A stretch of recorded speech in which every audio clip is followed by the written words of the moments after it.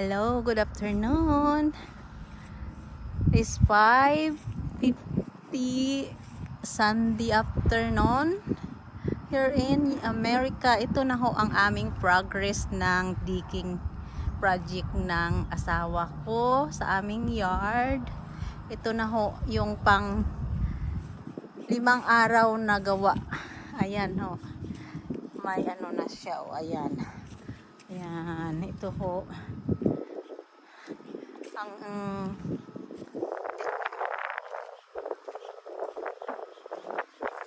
improvement niya, ito na ho siya. Ayan.